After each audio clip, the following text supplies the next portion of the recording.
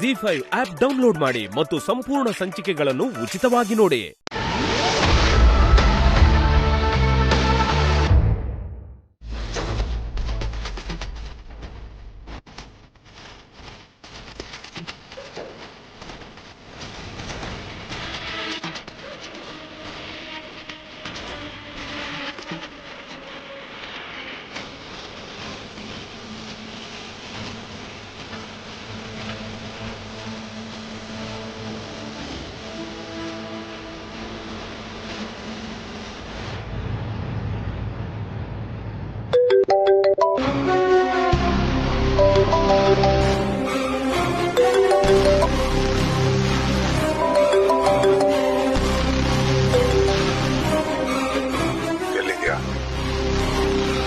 ಅವನನ್ನ ರೂಮಿಗೆ ಕರ್ಕೊಂಡ್ ಬಂದಿದ್ದೀನಿ.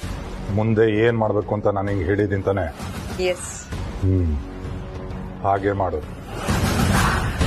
ನಿನಗೆ ಮಾತಾಡಿರೋ ದುಡ್ಡು ನಿನ್ನ ಅಕೌಂಟ್ಗೆ ಬಂದು ಬಿದ್ದಿರತ್ತೆ. Thank you sir.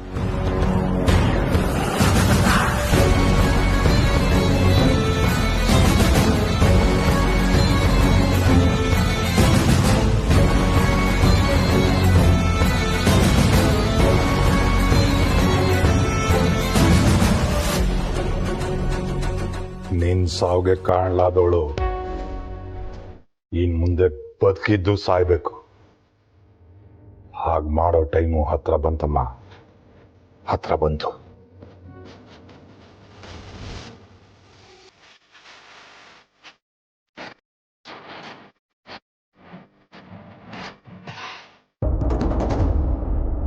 ಧನಿ ಪ್ರೀತಿ ಅಲ್ಲಮ್ಮ, ಅವಾಗಿಂದ ಕಾಲ್ ಮಾಡ್ತಾ ಇದ್ದೀನಿ, ಕಾಲ್ ಪಿಕ್ ಮಾಡ್ತಾ ಇಲ್ಲ. ಗೊತ್ತಿಲ್ಲ ಭಾವ, ನಾನು ಕಾಲ್ ಟ್ರೈ ಮಾಡ್ತಿದ್ದೀನಿ, ರಿಸೀವ್ ಮಾಡ್ತಾ ಇಲ್ಲ. ಹೌದಾ? ಎಲ್ಲಿ ಹೋದಾ? ಸರಿ, ಇನ್ ಕೇಸ್ ಅವನೇನಾದ್ರೂ ನಿನ್ ಕಾಲೇಜ್ ಸಿಕ್ಕಿದ್ರೆ ನನಗೆ ಇಮಿಡಿಯೇಟ್ ಆಗಿ ಕಾಲ್ ಮಾಡೋದಕ್ಕೆ ಹೇಳು. ಸರಿ ಭಾವ.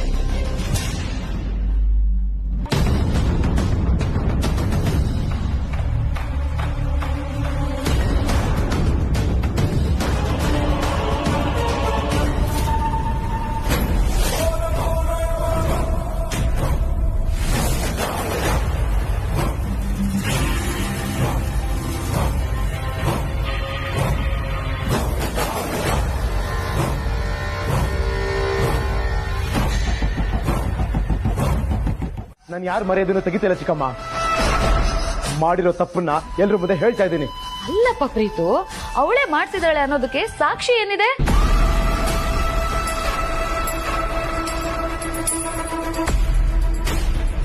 ಸಾಕ್ಷಿನ ಕೊಡ್ತೀನಿ, ನಿನ್ ಫೋನಲ್ಲಿದೆ. ರೂಮಲ್ಲಿದೆ. ಯಾಕೆ? ಎಲ್ರಿಗೂ ಸಾಕ್ಷಿ ತೋರ್ಸೋದಕ್ಕೆ.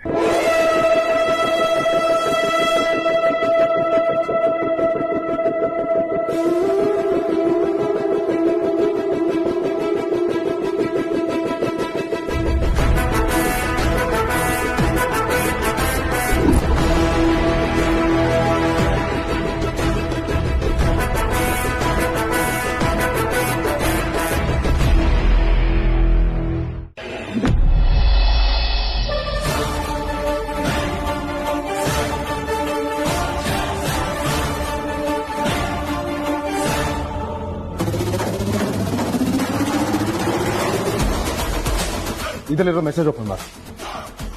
ಯಾಕೆ ಪ್ರೀತು?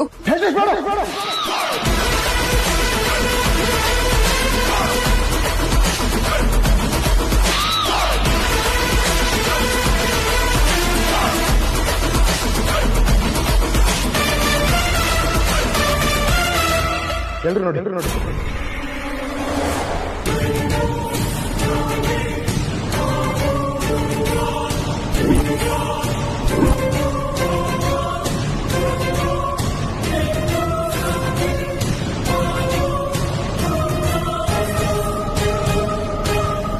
ಎಲ್ರು ನೋಡಿ, ಅರಸನ್ಕೋಟೆ ಕಿರಿ ಸೊಸೆ ನನಗೆ ಬರ್ನೋ ಟಾಕ್ಸಿನ್ ಲಿಕ್ವಿಡ್ ಬೇಕು ಅಂತ ಇಂಡಸ್ಟ್ರೀಸ್ಗೆ ರಾ ಮೆಟೀರಿಯಲ್ಸ್ ಕಳಿಸೋರ್ಗೆ ಮೆಸೇಜ್ ಮಾಡಿದ್ದಾಳೆ.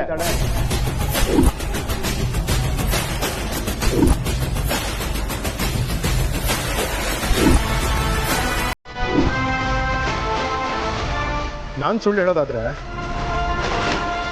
ನೀನೇ ಸತ್ಯನ ನಿನ್ನ ಕಣ್ಣಾರೆ ಓದಿ ಎಲ್ರಿಗೂ ಹೇಳು.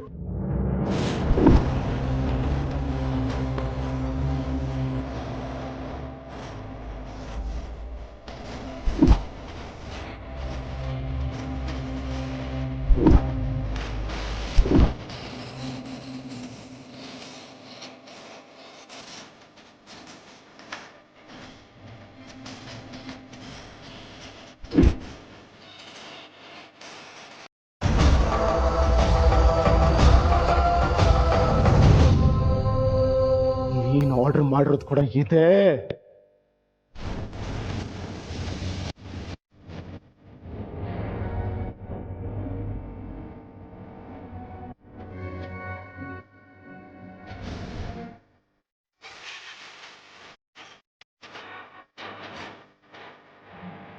ಸದ್ಯಕ್ಕೆ ಜನನಿ ಫೋನಿಂದ ನಾವು ಹೇಳಿದಾಗೆ ಮೆಸೇಜ್ ಯಾರಿಗೆ ಕಳಿಸ್ಬೇಕು ಅಂತ ನೀವು ನೀಟಾಗಿ ಟೈಪ್ ಮಾಡಿ ಕಳಿಸ್ಬಿಡಿ ಸರ್, ನಾನು ಕಳಿಸ್ಬಿಡ್ತೀನಿ.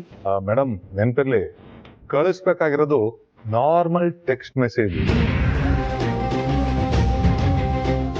ಮಾಸಂದ್ರದ್ ಮಾರವ್ವ, ನಿನ್ ಸನ್ನಿಧಾನಕ್ಕೆ ನಾನು ಯಾವತ್ತೂ ಬರ್ದೇ ಇರೋಳು ಈ ಆಷಾಢ ಮುಗಿದ ತಕ್ಷಣನೇ ಬಂದು ನಿನ್ಗೊಂದು ವಿಶೇಷವಾದ ಪೂಜೆ ಮಾಡಿಸ್ತೀನಿ. ದಯವಿಟ್ಟು ಈ ಇದ್ರಲ್ಲಿ ನನ್ನ ಹೆಸರು ತಗ್ಲಾಕೊಳ್ದೆ ಇರೋ ತರ ನೋಡ್ಕೊಳ್ಳಮ್ಮ ತಾಯಿ, ಪ್ಲೀಸ್. ಮತ್ತೆ ಮಾವನ್ ನಂಬಿ ನನ್ ನಿಜವಾಗ್ಲೂ ಈ ಮೆಸೇಜ್ ಕಳ್ಸಿಲ್ಲ. ಪ್ರೀತು, ನಾನ್ ನಿಜವಾಗ್ಲೂ ಮೆಸೇಜ್ ಮಾಡಿಲ್ಲ ಪ್ರೀತು. ನಾನು ಈ ಕೆಮಿಕಲ್ ನ ಆರ್ಡರ್ ಮಾಡಿಲ್ಲ ಪ್ರೀತು. ಮೆಸೇಜ್ ಮಾಡಿಸಿದ್ದು ನಾನು, ಮಾಡ್ದೋಳು ನಿಮ್ ಪಕ್ಕದಲ್ಲೇ ಇದ್ದಾಳೆ ನೋಡಿ. ಅಷ್ಟಕ್ಕೂ ಪಾರ್ವತಿ ಅವ್ರ ಮೇಲೆ ನಾನು ಯಾಕೆ ಅಟ್ಯಾಕ್ ಮಾಡಿಸ್ಲಿ ಪ್ರೀತು? ಯಾಕಂದ್ರೆ ಈ ನಡುವೆ ನಿಂಗೆ ಅಕ್ಕೆ ಅನ್ಕಂಡ್ರೆ ಹೊಟ್ಟೆ ಉರಿ, ಕೋಪ, ಅಸೂಯೆ, ಅವ್ರ ಏಳಿಗೆನ ನಿನ್ ಸಹಿಸ್ಕೊಳಕ್ ಆಗದೆ ಈ ರೀತಿ ಕೆಟ್ಟ ಯೋಚನೆ ಮಾಡಿದ್ಯಾ? ಇಲ್ಲ ಪ್ರೀತು, ನಿಜವಾಗ್ಲೂ ನಾನು ಅಟ್ಯಾಕ್ ಮಾಡಿಸಿಲ್ಲ. ಸಾಕು, ಸುಳ್ಳು ಹೇಳ್ಬೇಡ.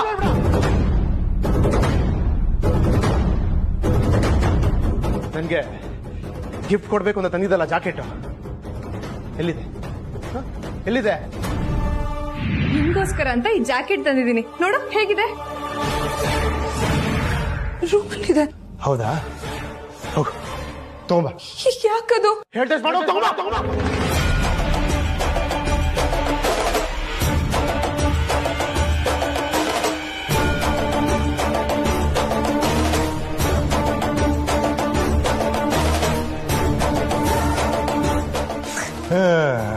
ಪಾಪ ಜನನಿ ಪಾರ್ವತಿ ವಿರುದ್ಧನೇ ಯೋಚನೆ ಮಾಡೋದ್ರಲ್ಲೇ ಬ್ಯುಸಿ ಆಗಿರೋಳ್ಗೆ ತನ್ನ ರೂಮಿಂದಾನೇ ತನ್ನ ಗಂಡನ್ ಜಾಕೆಟ್ಟೆ ಕಳ್ತನ ಆಗಿರೋ ವಿಚಾರ ಗೊತ್ತೇ ಇಲ್ಲ. ಕಳ್ತನ ಮಾಡ್ಸಿದ್ ನೀನಲ್ವಾ, ಅದಕ್ಕೆ ಪಾಪ ಗೊತ್ತಾಗ್ಲಿಲ್ಲ.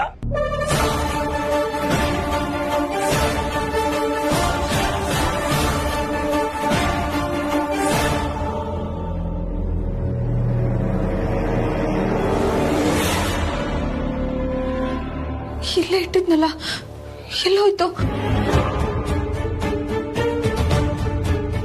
ಪಾರ್ವತಿ ಹೇಳ್ದಾಗೆ ಜನನಿ ಸಣ್ಣ ಪುಟ್ಟ ತಪ್ಪು ಮಾಡಿರ್ಬೋದು, ಆದ್ರೆ ಪಾರ್ವತಿ ಮೇಲೆ ಅಟ್ಯಾಕ್ ಮಾಡಿಸೋ ಲೆವೆಲ್ ಇಳಿತಾಳೆ ಅಂತ ನನ್ನ ಕೈಲೂ ನಂಬಕ್ಕಾಗ್ತಿಲ್ಲ.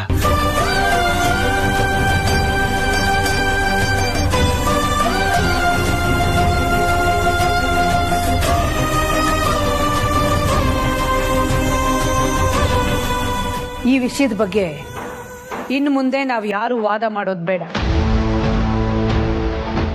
ಇದನ್ನ ಇಲ್ಲಿಗೆ ಬಿಟ್ಬಿಡೋಣ.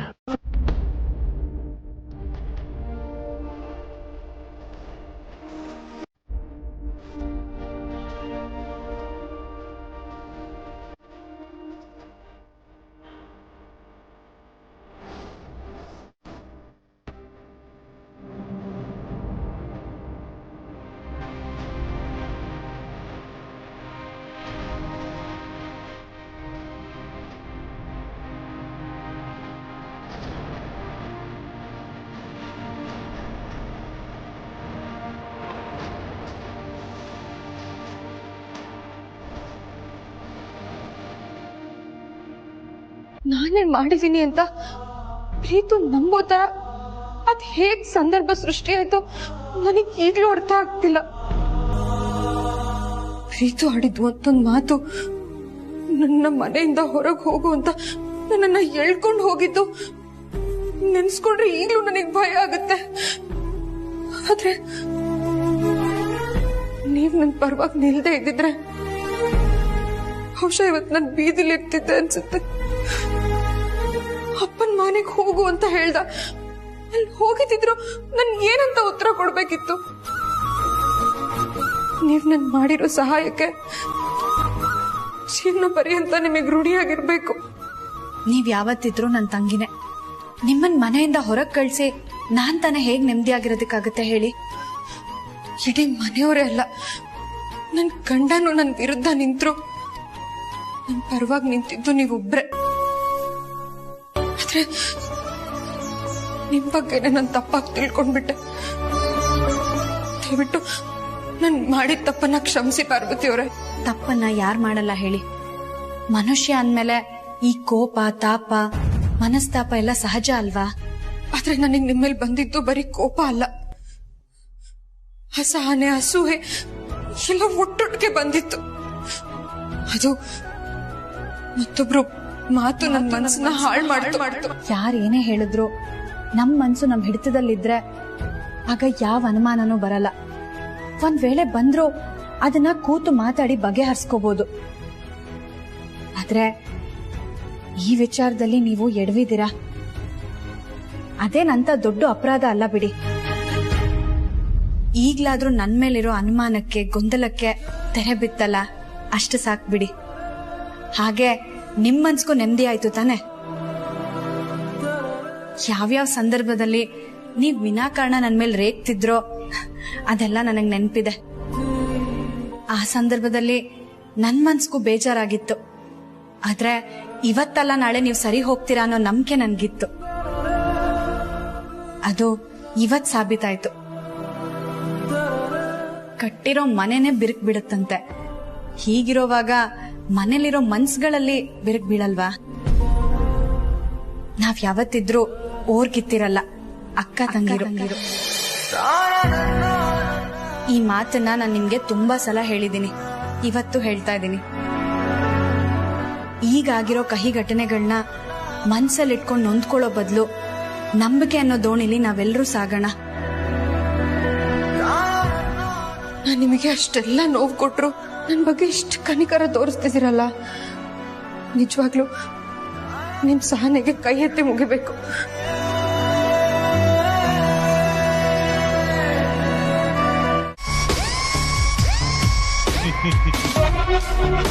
ಇನ್ನು ಯಾರೂ ನಿನ್ನನ್ನು ಕಾಪಾಡಲು ಸಾಧ್ಯವೇ ಇಲ್ಲ. ಇನ್ನು 3 ದಿನದಲ್ಲಿ ನಿನ್ನ ಸಾವು ಬರೆದಿಟ್ಟುಕೋ.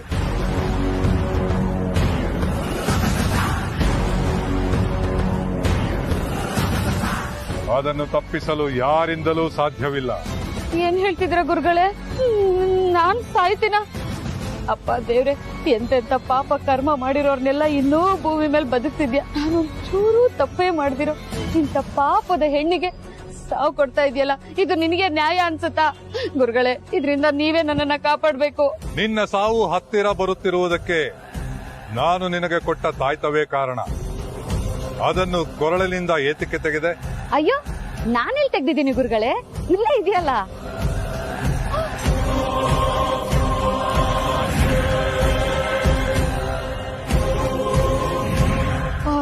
ರಾತ್ರಿ ಏನೋ ಟೆನ್ಷನ್ ಅಲ್ಲಿ ಇದ್ದೆ, ಆ ಟೆನ್ಷನ್ ಅಲ್ಲಿ ತೆಗ್ದಿಟ್ಬಿಟ್ಟಿದೀನಿ. ಆದ್ರೆ ನನ್ ರೂಮಲ್ಲಿ ಸೇಫ್ ಆಗಿದೆ ಗುರುಗಳೇ. ಇಷ್ಟು ದಿನ ನಿನ್ನನ್ನು ಕಾಪಾಡಿದ್ದೆ ನಾನು ಶಕ್ತಿ ತುಂಬಿಕೊಟ್ಟಿದ್ದ ತಾಯ್ತ. ಅದು ಕಡೆಯವರೆಗೂ ನಿನ್ನ ಕೊರಳಲ್ಲೇ ಇರಬೇಕು. ತೆಗೆದರೆ ನಿನ್ನ ಸಾವು ಖಚಿತ. ಜೀವನದಲ್ಲಿ ತುಂಬಾ ದೊಡ್ಡ ತಪ್ಪು ಮಾಡ್ಬಿಟ್ಟೆ ಗುರುಗಳೇ. ಈಗ ಮನೆಗೆ ಹೋದ ತಕ್ಷಣನೇ ಆ ತಾಯ್ತ ಹಾಕೊಂಡ್ಬಿಡ್ತೀನಿ. ಆದ್ರೆ ಸಾವಿಂದ ನನ್ನನ್ನ ಪಾರ್ ಮಾಡಿ ಗುರುಗಳೇ. ನೀನು ಎಷ್ಟು ಬೇಗ ಅದನ್ನು ಧರಿಸುತ್ತೀಯೋ ನಿನಗೆ ಒಳ್ಳೆಯದು. ನೀನು ಸಾವಿನ ದವಡೆಯಿಂದ ಪಾರಾಗುತ್ತೀಯ. ಈ ಕ್ಷಣವೇ ನೀನು ಮನೆಗೆ ಹೋಗಿ ಯಾರಿಗೂ ಕಾಣದಂತೆ ನಾನು ಶಕ್ತಿ ತುಂಬಿಕೊಟ್ಟಿರುವ ತಾಯ್ತವನ್ನು ಧರಿಸಿಕೊ. ಕೂಡಲೇ ಸಾವಿನ ದವಡೆಯಿಂದ ಪಾರಾಗುತ್ತೀಯ. ಒಡವೆ ಹಾಕೊಳ್ದಿದ್ರು ಪರವಾಗಿಲ್ಲ, ಮೊದ್ಲು ಹೋಗಿ ಆ ತಾಯ್ತ ಹಾಕೊಳ್ತೀನಿ. ಒಳ್ಳೇದಾಗ್ಲಿ ಅಂತ ಆಶೀರ್ವಾದ ಮಾಡಿ ಗುರುಗಳೇ.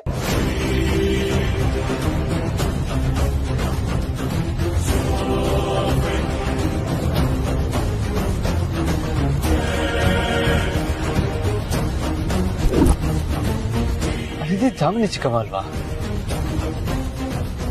ಅಲ್ಲಿ ಅವ್ರು ಏನ್ ಮಾಡ್ತಾ ಇದಾರೆ? ಜೊತೆಗೆ ಯಾರೋ ಸಾಧು ಬೇರೆ ಇದ್ದ ಹಾಗಿತ್ತು. ಯಾರು ಅವರು?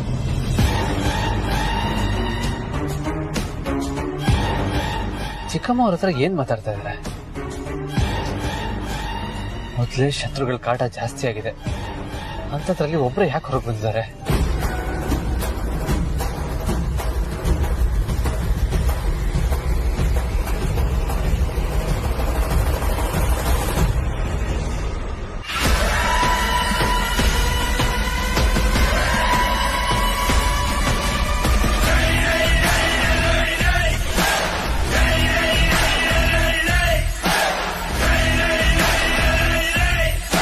ಆಯ್ತು ಮಗಳೇ, ಇಷ್ಟಾರ್ಥ ಸಿದ್ಧಿರಸ್ತು.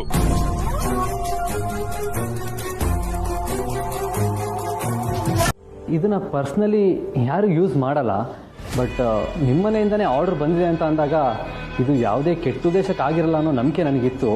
ಆದರೆ ಯಾವುದಕ್ಕೂ ಒಂದ್ಸತಿ ಅಖಿಲಮ್ಮನ್ನ ಕೇಳಿ ಇದನ್ನು ಕಳಿಸೋಣ ಅಂತ ಹೋಲ್ಡಲ್ಲಿ ಇಟ್ಟಿದ್ದೆ. ಆದರೆ ಆಮೇಲೆ ಯಾವುದೋ ಆರ್ಡರ್ಸ್ ಬಂದಿದ್ದರಿಂದ ಆ ಕೆಲಸದಲ್ಲಿ ಮರ್ತೋಯ್ತು ಅಂತ ಹೇಳಿದ್ರು.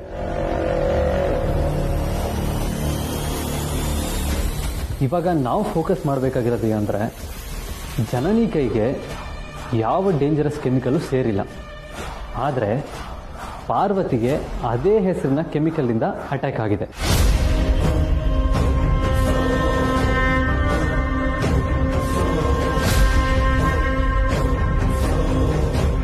ಅಂದರೆ ಜನನಿ ಫೋನಿಂದ ಮೆಸೇಜ್ ಹೋಗೋದಷ್ಟೇ ನಮ್ಮ ಶತ್ರುವಿನ ಇಂಟೆನ್ಷನ್ ಆಗಿತ್ತು.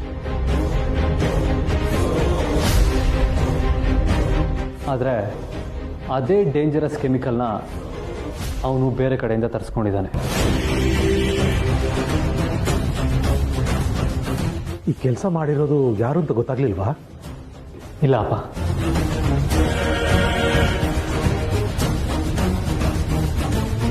ಅಲ್ಲ, ಇಂಡಸ್ಟ್ರೀಸ್ಗೆ ರಾ ಮೆಟೀರಿಯಲ್ ಸಪ್ಲೈ ಮಾಡ್ತಿರೋರಂದ್ರೆ ಇವ್ರು ಒಬ್ಬರೇ. ಅವ್ರ bill book, orders, CCTV footage ಇದ್ರೆ ಚೆಕ್ ಮಾಡಿದ್ರೆ ಗೊತ್ತಾಗ್ತಿತ್ತಲ್ವಾ? ಅದನ್ನೆಲ್ಲ ಚೆಕ್ ಮಾಡಿಸ್ದೆ ಅಪ್ಪ. ಅವ್ರು ಹೇಳೋ ಪ್ರಕಾರ ಈ ಕೆಮಿಕಲ್ನ ಅಷ್ಟು ಕಮ್ಮಿ ಕ್ವಾಂಟಿಟಿಲಿ ಯಾರು ತರಿಸ್ಕೊಳ್ಳಲ್ಲಂತೆ. ಅವನು ಯಾವುದೋ ಬೇರೆ ರೂಟಿಂದಾನೇ ತರಿಸ್ಕೊಂಡಿದ್ದಾನೆ. ಅದು ಹೇಗೆ ತರಿಸ್ಕೊಂಡಿದ್ದಾನೆ, ಇದ್ರ ಹಿಂದೆ ಯಾರಿದ್ದಾರೆ, ಅದು ಯಾವುದೂ ಗೊತ್ತಾಗಿಲ್ಲ.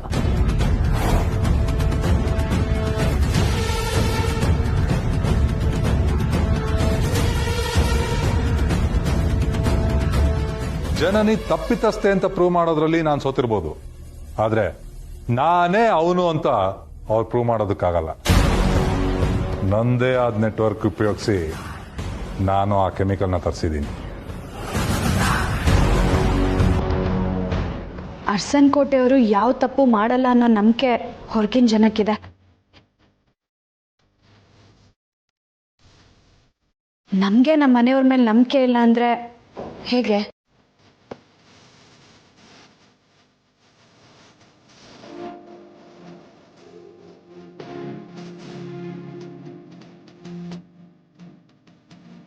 ಹೌದು, ಪ್ರಪಂಚನೇ ಎದುರಾದರೂ ನಾವೆಲ್ಲರೂ ಒಗ್ಗಟ್ಟಾಗಿರಬೇಕು.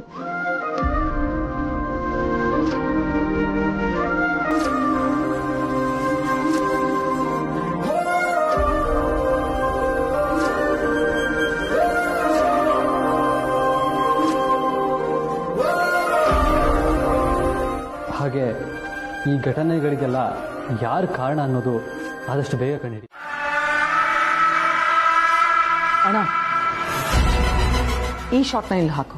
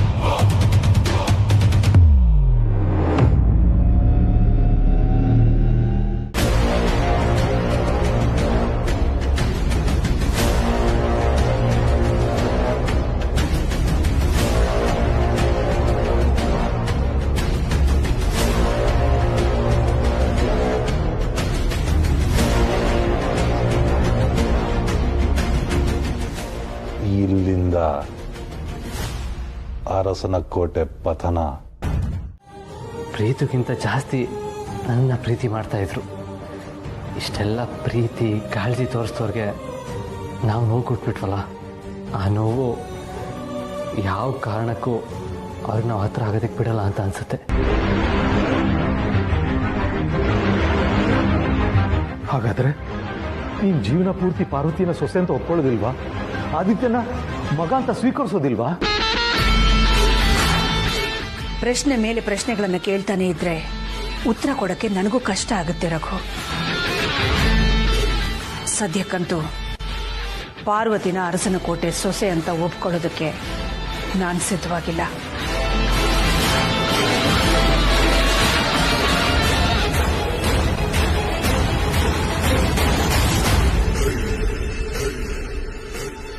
ಇವತ್ತು ಅಮ್ಮಂಗೆ ನಮ್ಮ ಮೇಲೆ ಖುಷಿಯಾಗಿದೆ, ಅದಕ್ಕೆ ಅವ್ರನ್ನ ನಮ್ಮನ್ನ ಕ್ಷಮಿಸ್ಬಿಡ್ತಾರೆ ಅಂತ ನಾವು ಅಂದ್ಕೊಳ್ಳೋದು ತಪ್ಪು. ಹಾಗೆ ಅದಕ್ಕೋಸ್ಕರ ನನ್ನ ಜೀವ ಹೋದ್ರೂ ಪರವಾಗಿಲ್ಲ ಅಂತ ನೀನು ಅಂದ್ಕೊಳ್ಳೋದು ತಪ್ಪು ಪಾರು. ನಾನು ಹೆಂಡತಿಯಾಗಿ ನೀನು ಆ ರೀತಿ ಯೋಚನೆ ಮಾಡಿದ್ರೆ ನನಗೆ ಬೇಜಾರಾಗಲ್ವಾ ಹೇಳು? ಕ್ಷಮಿಸಿ ಯಜಮಾನ್ರೆ, ನಿಮಗ್ ಬೇಜಾರು ಮಾಡೋ ಉದ್ದೇಶದಿಂದ ನಾನು ಆ ರೀತಿ ಹೇಳಲಿಲ್ಲ. ಆದ್ರೆ ಇನ್ನೇನು ಹೇಳ್ಬೇಡ ಪಾರು. ಅಮ್ಮನಿಂದ ನಾವಿನ್ನೇನು ಬಯಸೋದು ಬೇಡ. ಅವ್ರು ಕ್ಷಮಿಸಿದ್ರೆ ನಾವು ಖುಷಿ ಪಡೋಣ, ಅವರಾಗಿ ನಿನ್ನ ಸೊಸೆ ಅಂತ ಒಪ್ಕೊಂಡ್ರೆ ಸಂತೋಷ ಪಡೋಣ. ಒಪ್ಕೊಳ್ಳಿಲ್ಲ ಅಂದ್ರೆ ಅದೇ ಯೋಚನೆಯಲ್ಲಿ ನಾವು ಕೊರಗೋದು ಬೇಡ. ಜೀವನ ತುಂಬಾನೇ ದೊಡ್ಡದಲ್ವಾ, ನಾವು ಸಾಕ್ತಾ ಇರಬೇಕು ಅಷ್ಟೇ.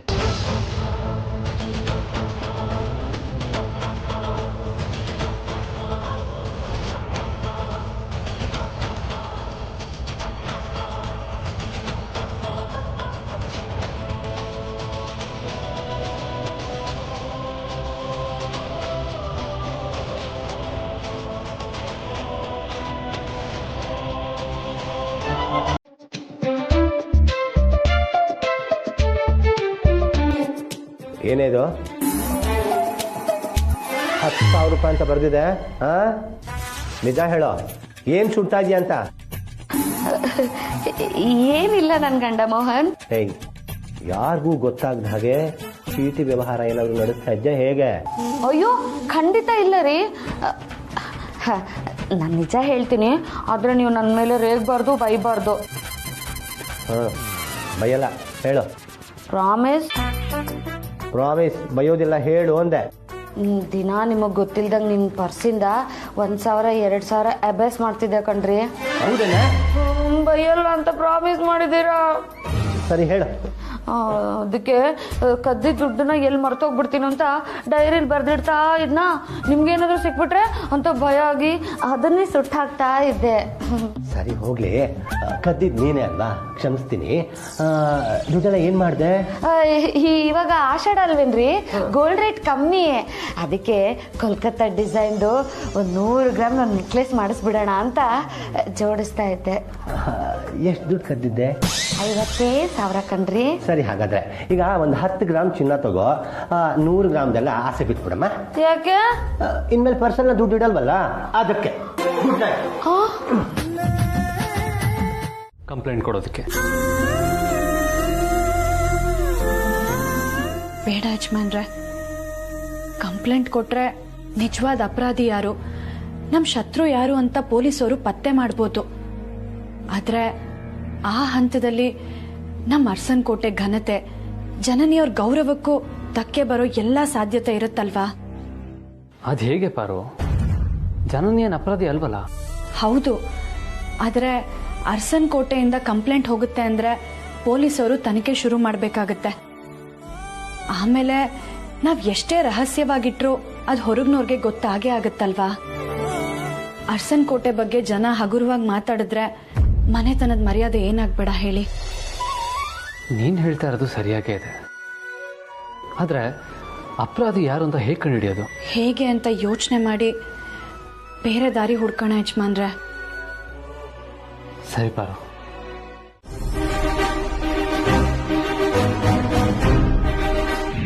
ಒಂದಲ್ಲ ಒಂದು ದಿನ ನಿನ್ನ ಬೂದಿ ಮಾಡೇ ಮಾಡ್ತೀನಿ, ನೆನಪಿಟ್ಕೋ.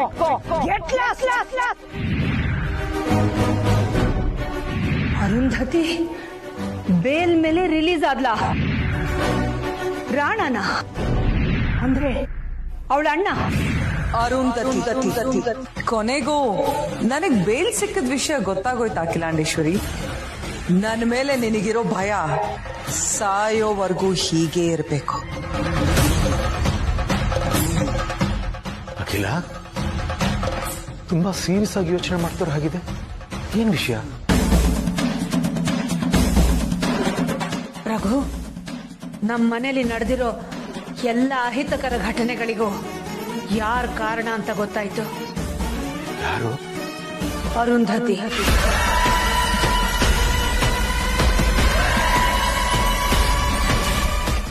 ಅರುಂಧತಿನ? ಹೊರಗಿನವ್ರಿಗೆ ನಮ್ಮ ಮೇಲೆ ಪ್ರೊಫೆಷನಲ್ ರೈವಲ್ರಿ, ಬಿಸ್ನೆಸ್ ರೈವಲ್ರಿ ಇರ್ಬೋದು, ಆದ್ರೆ ಯಾರು ನಮ್ಮ ಫ್ಯಾಮಿಲಿ ಲೈಫನ್ನ ಟಾರ್ಗೆಟ್ ಮಾಡುವಂಥವ್ರಲ್ಲ. ಯಾರಿಗೂ ನಮ್ಮ ಪರ್ಸನಲ್ ಲೈಫನ್ನ ಡಿಸ್ಟರ್ಬ್ ಮಾಡಬೇಕು ಅನ್ನೋ ಉದ್ದೇಶ ಕೂಡ ಇಲ್ಲ. ಅಂಥ ಉದ್ದೇಶ ಇರೋದು ಅರುಂಧತಿಗೆ ಮಾತ್ರ. ಜೈಲಲ್ಲಿದ್ದವಳನ್ನ ಆ ರಾಣ ಬೇಲ್ ಮೇಲೆ ಬಿಡಿಸಿದ ವಿಷಯ ಹೇಳಿದೆ, ಆದ್ರೆ ಇಷ್ಟಕ್ಕೆಲ್ಲ ಅವಳೇ ಕಾರಣ ಅಂತ ಹೇಗೆ ಖಚಿತವಾಗಿ ಹೇಳ್ತೀಯ? ಅರುಂಧತಿ ಬೇಲ್ ಮೇಲೆ ಬಿಡುಗಡೆಯಾದ ವಿಷಯ ನನಗೆ ಗೊತ್ತಾದ ಮೇಲೆ ಸ್ವಲ್ಪ ಹೊತ್ತಲ್ಲೇ ಅವಳು ನನಗೆ ಫೋನ್ ಮಾಡಿದ್ಲು. ನಾನು ಬಿಡುಗಡೆ ಆದ ವಿಷಯ ಅಷ್ಟು ಬೇಗ ನಿನಗೆ ಗೊತ್ತಾಗೋಯ್ತಾ ಅಂತ ಕೇಳಿದ್ಲು. ನಿನ್ನ ಫ್ಯಾಮಿಲಿನ ಸರ್ವನಾಶ ಮಾಡೋದೇ ನನ್ನ ಮುಂದಿನ ಟಾರ್ಗೆಟ್, ನಾನು ಮಾಡೇ ಮಾಡ್ತೀನಿ ಅಂತನೂ ಹೇಳಿದ್ಲು. ಅರುಂಧತಿ ರಿಲೀಸ್ ಆಗಿದ್ದು ನಿನಗೆ ಗೊತ್ತಾಯ್ತು ಅಂತ ಅವಳಿಗೆ ಯಾಕೆ ಗೊತ್ತಾಯ್ತು? ನಮಗಿರೋ ಥರನೇ ಅವ್ರಿಗೂ ಇನ್ಫಾರ್ಮರ್ಸ್ ಇರ್ತಾರೆ, ಅವರು ತಿಳಿಸಿರ್ಬೋದು ಅಂತ ನಾನು ಅನ್ಕೊಂಡಿದ್ದೆ. ಆದ್ರೆ ಮನೆ ಒಳಗಿರೋ ಜನನಿಯ ಫೋನ್ನಿಂದ ಮೆಸೇಜ್ ಕಳಿಸಿದ್ದಾರೆ ಅಂತಂದ್ರೆ ಅದು ಹೊರಗಿನವರಾಗಿರೋದಕ್ಕೆ ಹೇಗೆ ಸಾಧ್ಯ ರಘು?